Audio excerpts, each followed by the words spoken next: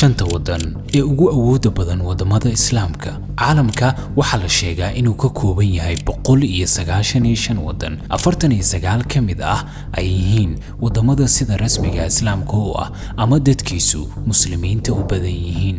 waxaan halkan kugula wadaagayaa shanta wadan ee ugu awooda badan caalamka Islaamka marka loo fiiriyo hubka iyo ciidanka.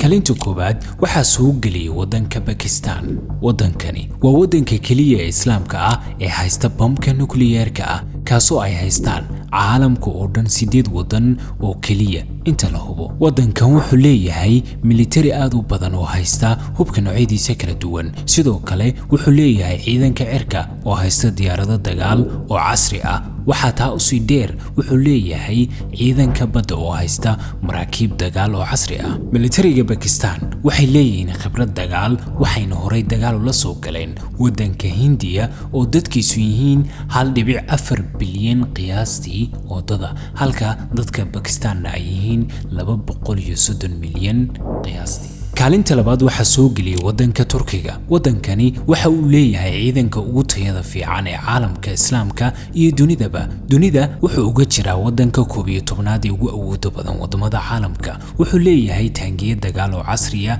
diyaarado dagaal oo ah kuwa ugu horumarsan caalamka iyo maraakiib casri ah. dhammaantoodna isla wadanka ayaa soo saara. kaalinta saddexaad waxa soo galiyay wadanka Indonesia. wadankani waa wadanka ugu muslimiinta badan caalamka. wuxuu leeyahay military badan waxaana loo arkaa inay leeyihiin saldhigga ciidan ee ugu adag wadamada Islaamka. wadankan wuxuu ku dadaalay in la yareeyo ku tiirsanaanta wadamada shisheeyaha, wuxuuna maalgashi ku sameeyay warshado sameynaya hubka fudud, gawaarida gaashaaman iyo maraakiibta badda.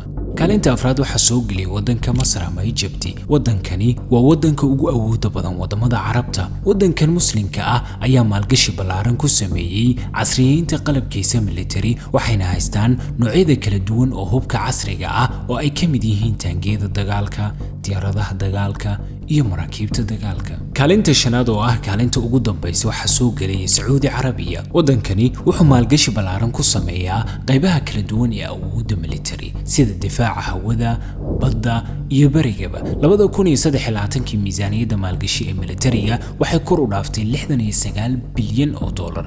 dhammaan wadamada aan soo sheegnay waxay haystaan qalab military oo casri ah iyo tiro badan oo military ah. iska badaa 44 kale ee wadamada Islaamka. awood nooceeya ayaa ka soo bixi lahayd haddii ay midoobi lahaayeen kaliya shanta wadan oo aynu soo sheegnay.